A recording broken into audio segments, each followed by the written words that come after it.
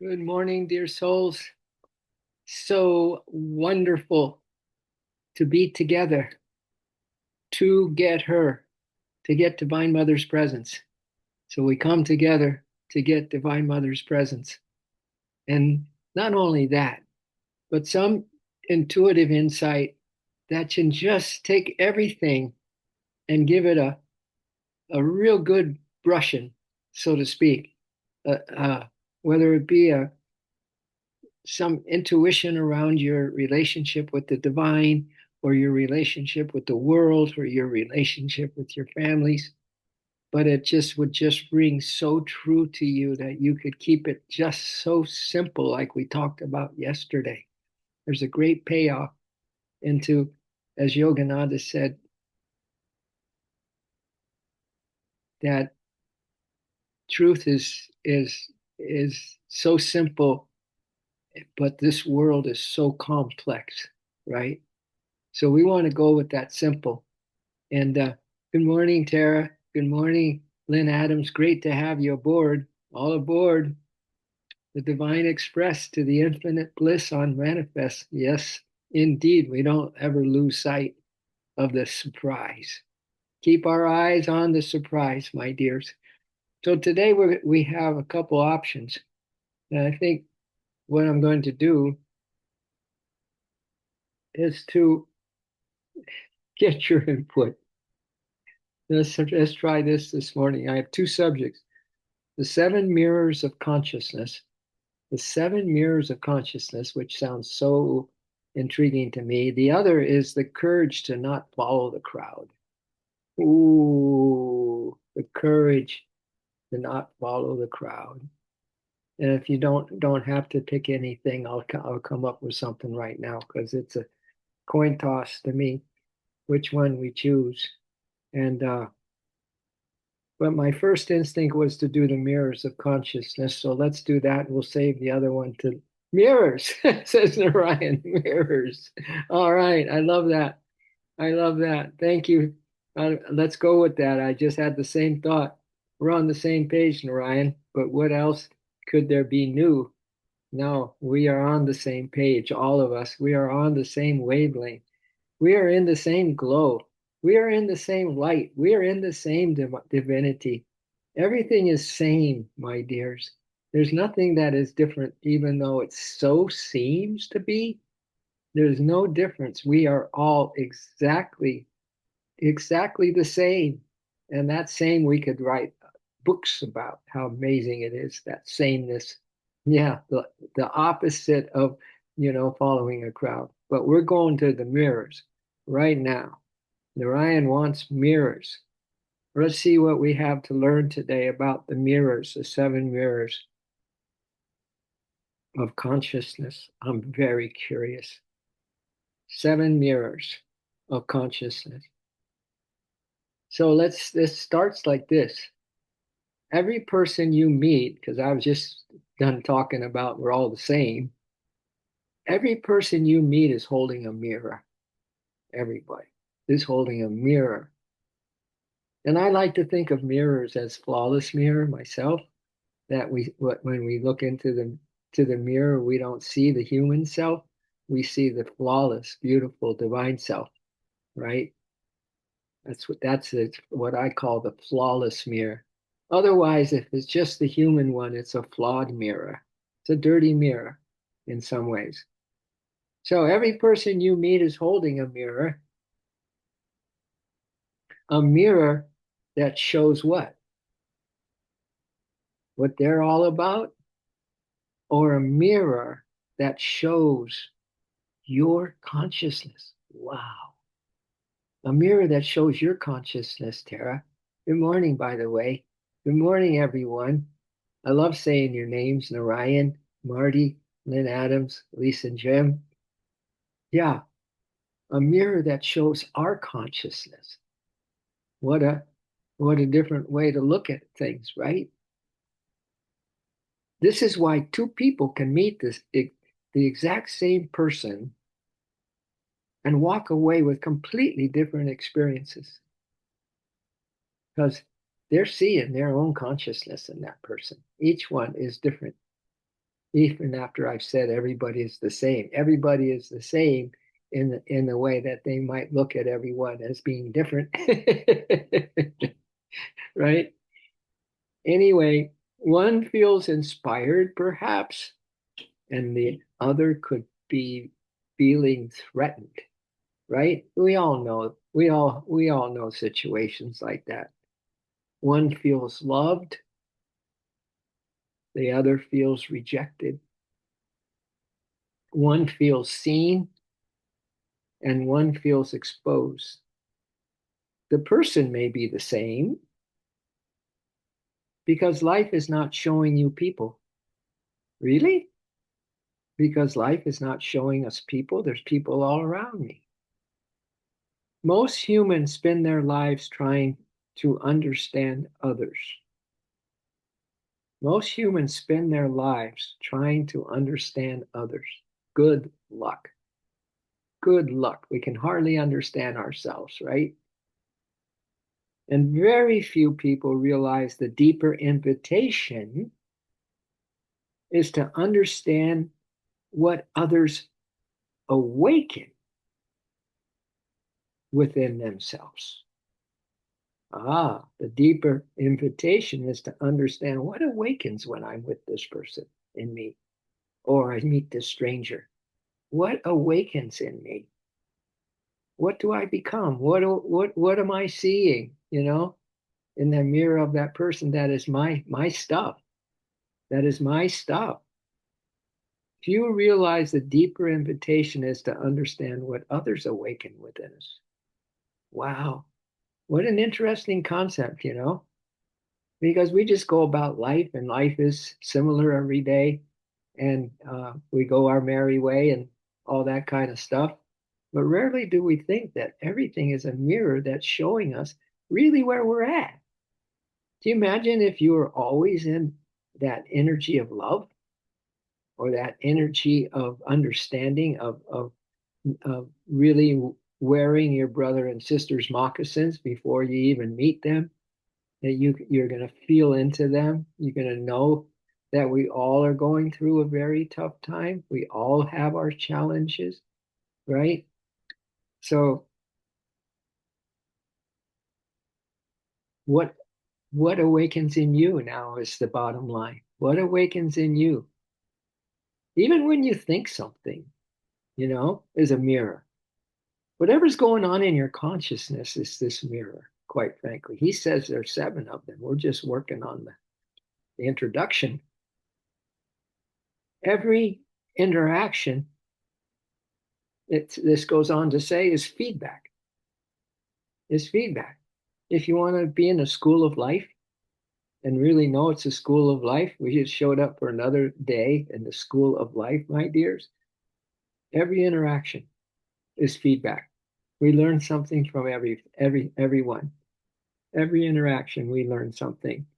That's why keeping it simple is just, you're being in love, being in the heart, being in that place where you've already said enough is already to this outer world, and good and plenty more of the one that's on the inside that really illuminates who I truly am, right? If we were just like anchored in that which is changeless. So every interaction is feedback, and every interaction is information too. Every interaction is revealing something hidden. Ooh, I like this, Marty. I like this. Every interaction is revealing something hidden in my inner world. Every interaction is showing me something that's hidden in my inner world that I wasn't seeing. Wow. So here are the 7 mirrors hidden. The 7 mirrors hidden in every encounter. All right. So Narayan gave us the green light. Here we go. Number 1, what triggers you, my dears? What triggers you reveals the wound still asking to be healed. Oh, our poor little, little, little pieces of ourself or parts of ourself, whether it's our personality or just mindsets or whatever. Those poor things, if they're wounded and we don't give them the salve, you know, that the secret to healing is to put the salve of love on everything, right? So have we forgotten that? The trigger, the first mirror is this trigger that reveals the wound, still asking to be healed. So love is the application, or healing is the application of love to the parts that hurt. You've heard me say that. And people do not create your triggers. We can completely, change this blame game right here and now by hearing that sentence. People do not create our triggers. It's not them, you know. It's not them. Who's them? We would hear in the ashram in the training of your Yogananda's um, how to live school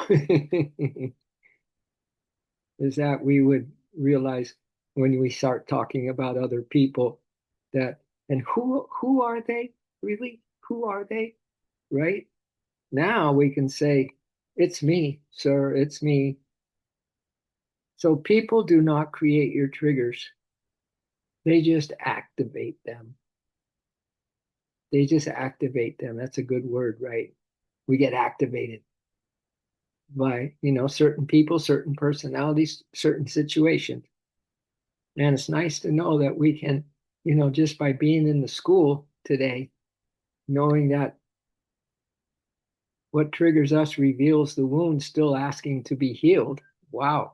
We could have a field day on feeling much better today by applying that love to the parts that hurt, right? Not putting a blame on anybody, or anything, or any situation, no matter how long ago or how soon that was that we've had a trigger from somebody. Because they don't create the triggers, they just activate them. A trigger, and then someone once said, instead of triggers, let's have glimmers. I've always liked that. But a trigger is often an old survival response. Yeah, an old one. An old survival response being awakened by a present moment. Just all of a sudden, out of the blue, we get awakened to an old survival mechanism, my dears, that's been hanging around for a long, long time, hidden. Remember, all of these mirrors that we're going to learn about. This is mirror number one, mirror, mirror on the wall. Who's the fairest of them all, right? Is that some will have triggers for us, some will have glimmers for us. But a trigger is often an old survival response being awakened by the present moment. The intensity is rarely about what just happened. Wow, isn't that something? Because sometimes something that whatever happened is like, wow, it knocks us to the floor, right? But rarely, according to this person, is it about what just happened. Interesting. It is about what happened long ago that never fully left your nervous system. Oh, it's in our nervous system still stuck, my dears. I know you could feel that. I know you can feel the jitters. I know you can feel unease. I know we can feel, all of a sudden our energy drops or our consciousness drops, right? We know that. We just haven't put two and two together yet about it until right now. The intensity is rarely about what just happened. It's about what happened long ago that never fully left your nervous system. So I would say this is telling us on this number one mirror is to love the past, heal the past, you know, apply that salve of love on the past wounds, the past triggers, whatever.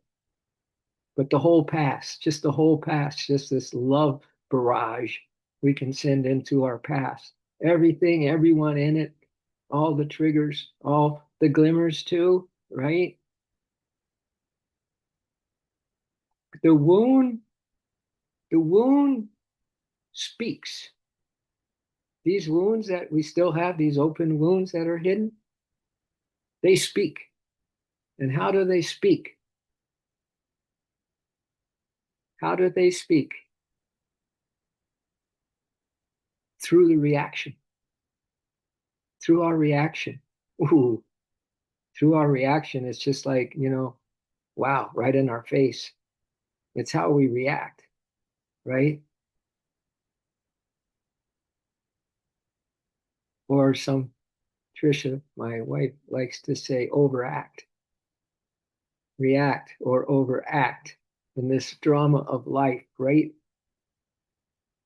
The wound speaks through the reaction. And the healing begins when you stop asking, why did they do that?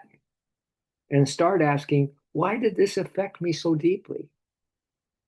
Why did this little thing, this the way this person looked at me or whatever they said affect me so deeply, right? Kind of makes sense, doesn't it? We all have those things where it's just like, what? And it sticks in us. It just isn't like, wow, okay, this stuff happens, and it's just something for us to look at then within ourselves. Why did this affect me so deeply? Now, mirror number 2 on the wall. Tell us, who's the fairest, or what do we need to learn now? Mirror number 2. What you judge may be what you were never allowed to be. What?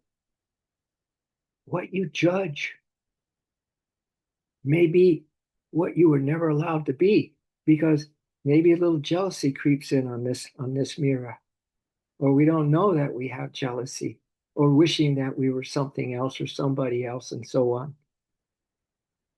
What you judge may be what you were never allowed to be. It's not in the cards, it's not in our dharma, it's not the divine plan for us. Many judgments, they say here, are hidden imprisonments. Any judgment we have is a hidden imprisonment, my dears. Sometimes we criticize in others what we were taught to suppress in ourselves. What? It's getting nitty gritty now, ain't it? This mirror number 2. I don't think in the mirror number 2, we're the fairest of them all. Sometimes we criticize in others what we were taught to suppress in ourselves. So we criticize it in others because we've suppressed it ourselves, or we're jealous about it. Sensitivity becomes weakness. Sensitivity becomes weakness when we are, criticizing in others what we were taught to suppress in ourselves. It has a lot of effects, my dears. Confidence becomes arrogance. Sensitivity becomes weakness. This is all about judging what we were never allowed to be. There's a lot of effects. Confidence becomes arrogance. Sensitivity becomes weakness. Joy becomes immaturity. Joy, our precious joy, power becomes selfishness. Wow, there's a lot of downside, my dears, to this judgments. And perhaps they are judgments because we are never allowed to be what we are judging. Power becomes selfishness, not because these things are wrong. So don't get me wrong. Not that these things are wrong, so don't get me wrong. But because somewhere along the way, we learned that they were unsafe.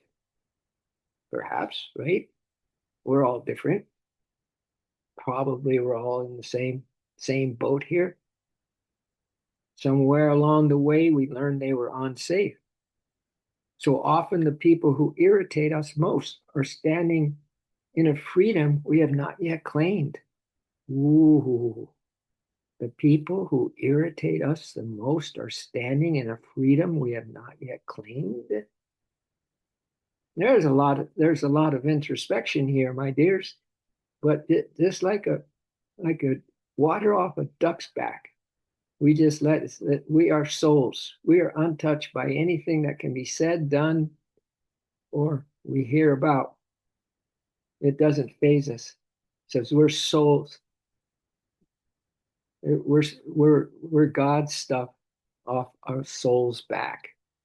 We are divinity off our soul's back, just like water off a duck's back. Just slides right off. Everything that is not of the the the side of us that we need to nourish and empower and feel serenity about, we don't claim it. We don't try to feel that someone else has claimed it for us. All right. That they could be the ones that irritate us the most or standing in a freedom that we have never claimed. Interesting, huh? Mirror number 3. Who's ready for this one?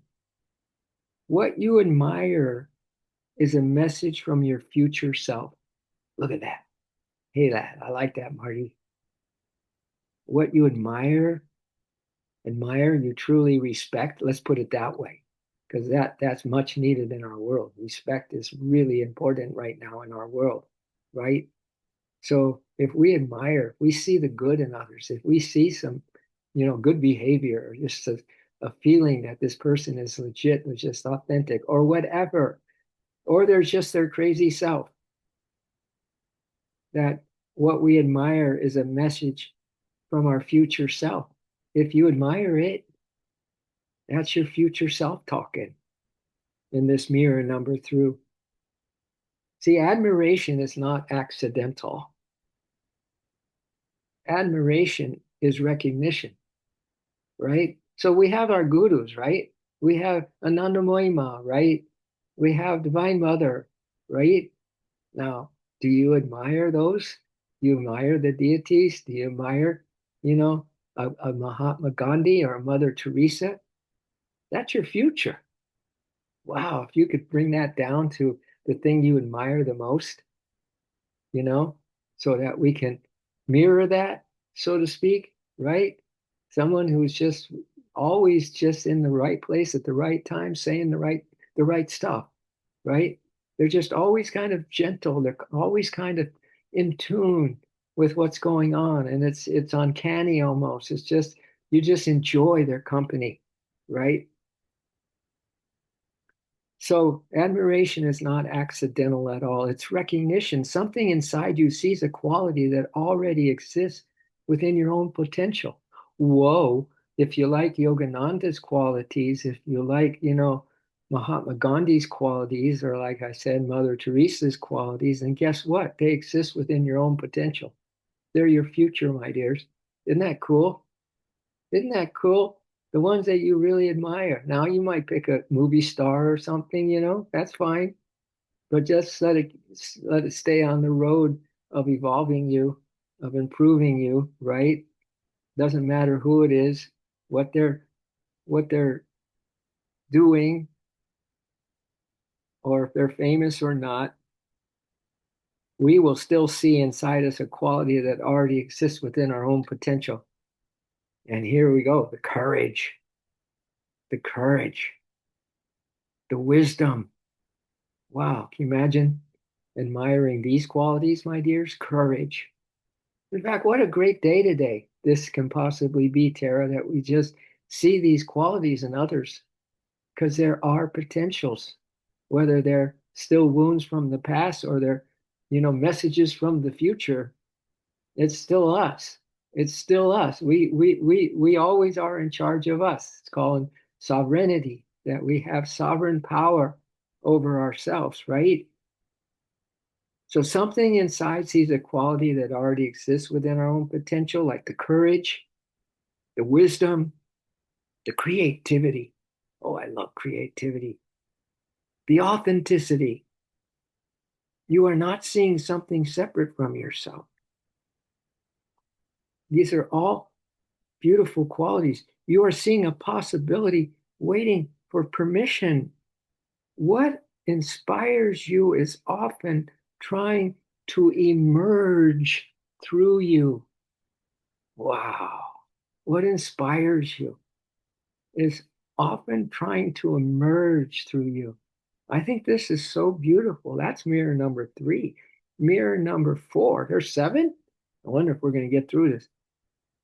Whose approval you seek reveals where you have given away your power.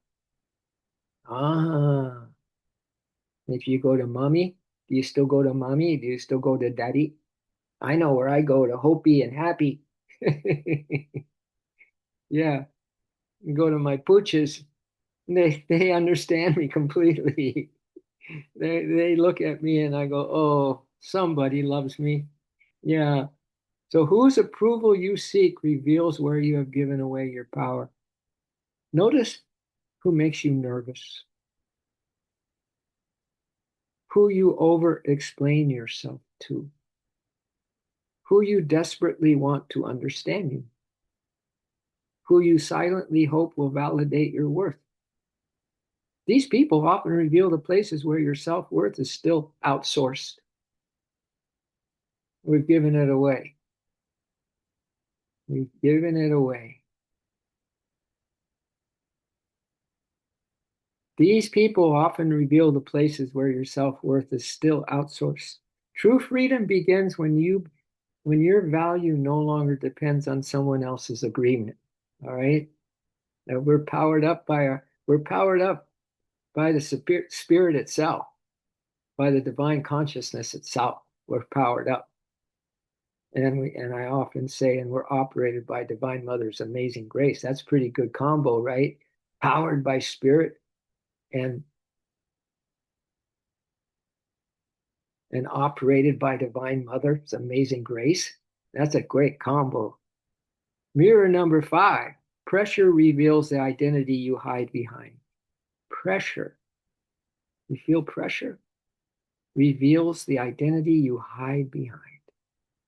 Pressure. Ooh, meaning the soul don't feel pressure. Perhaps this means, our communion, our chatting, our japa yoga, or talking to God or talking to Divine Mother. If we feel pressure in that or something, reveals the identity we hide behind, or if we're joyous about sitting in the stillness, sitting in the silence on the sunny banks of my mind, sitting in the silence with the master by my side. When my thoughts have gone to rest, that's the time I feel him best. Oh, 'tis lovely sitting in the silence. So pressure reveals identity you hide behind. So when life squeezes you, the mask appears. The mask we wear appears when life squeezes us. And that's something. Yeah, Yogananda used to talk about people's characters and how he could see in them when they were angry, he could see the face, he could see the distortions, or he could see the glowing of something positive or something that is in tune versus that which you can kind of just you know your face your face reveals a lot. Your behavior shows even more. So when life squeezes you, that mask appears. Some become people pleasers, some become controllers, some become rescuers, some disappear completely. And pressure does not create these patterns, my dears. Pressure exposes them. Every stressful interaction reveals the role you learn to play in order to feel safe. Every stressful interaction reveals the role you learn to play in order to feel safe, man.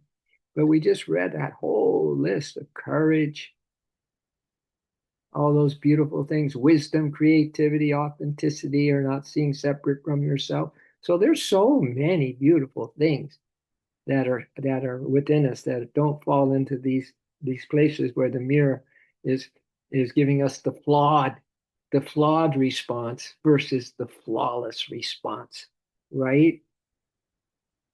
Pressure doesn't create these patterns, pressure exposes them. Every stressful interaction reveals the role you learn to play in order to feel safe. Kind of makes sense, doesn't it? Maybe a lot of sense. And what can be seen can finally be transformed. So if you can see what it is that makes you stressful and that pressure that you're under, you can see it, you can feel it.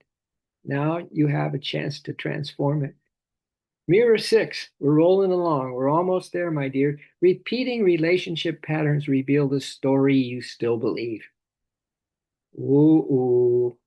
Repeating relationship patterns, my dears, reveals a story you still believe about something, about that person, about the relationship, perhaps.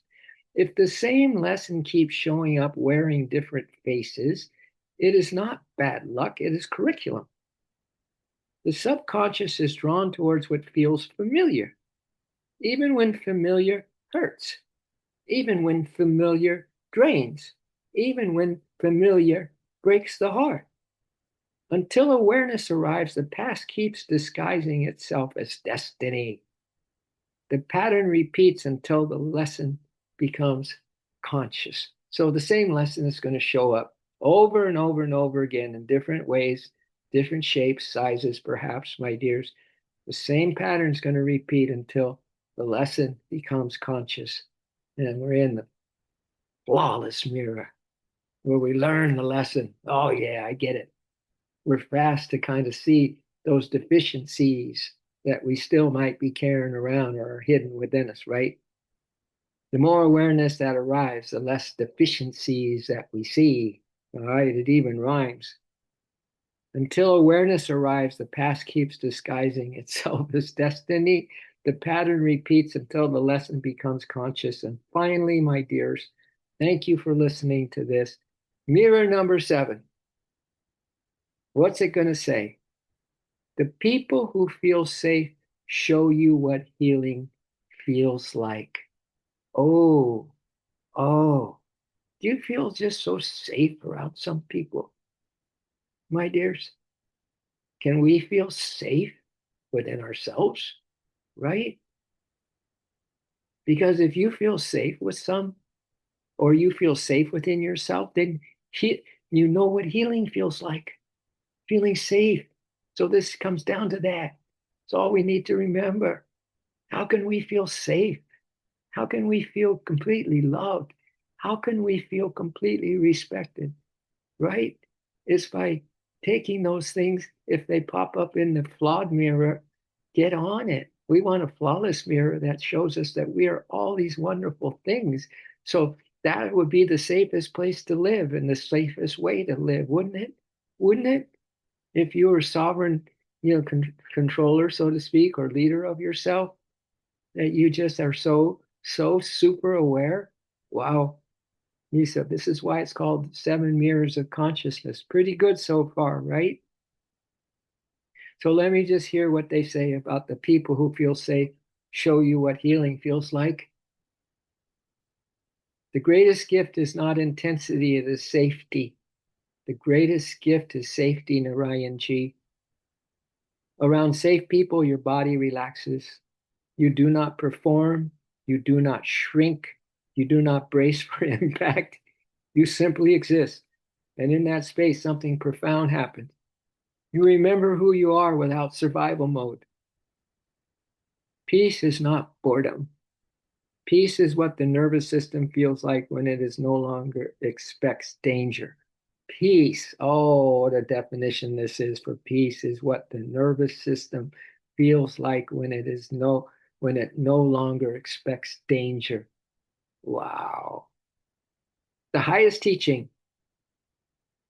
This is a wrap up of the 7 mirrors.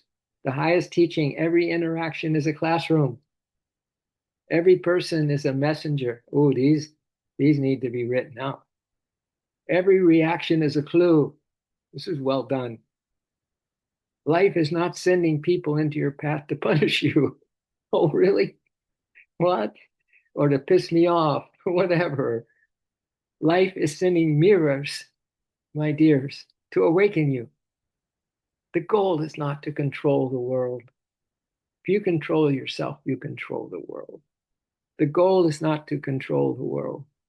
If you control yourself, Yogananda says you control the world. That means you're not going to try to control the world. All right. The goal is to understand what the world is reflecting back to you. Mirrors, mirrors, mirrors, mirrors, mirrors, everywhere, everyone, everything, all the time. Mirrors, mirrors. Life is sending us mirrors to awaken us. The goal is not to control the world. The goal is to understand what the world is reflecting back to us. Wow. Because the moment you stop fighting the mirror, or not liking the mirror, or making some silly comment that you're not, you got wrinkles or you're, whatever about in the mirror, and on and on. Because the moment you stop fighting the mirror and only see the flawless in you, the lesson becomes, the moment you stop fighting the mirror, the lesson becomes wisdom, the wound becomes strength, and the experience becomes evolution. QED. Ain't that a beauty? Good call, Narayanji. That's the one for the morning. I'll tell you that. There's a lot of goodies in this goodie bag this morning of our Sacred Soul meditation. A lot of goodies. Did you capture some? Can you look in the mirror next time you walk by the bathroom or wherever and just see this beautiful, flawless being of you? And if there's not, if there's something else you see there, then you know there's something that we need to transform. That's all. That's all. This is how you transform the fastest, I think. Everyone's a mirror. So let's rub our hands together, chant an Om. The Om will take this to a way that just activates it in you. It gets you in your DNA. It gets you in the same wavelength that we shared this morning, that we all understood this morning, that we all felt safe in this morning. Inhale the breath. Oh,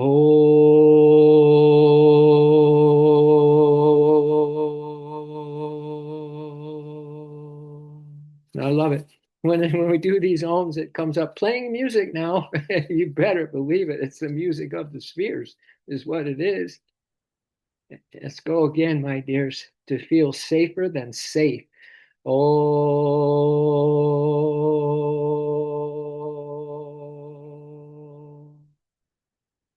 I think you might have gotten some insights in that Om about feeling safe. I certainly did. Just because a flash came into my mind with current things that are happening in my life. I just went, wow.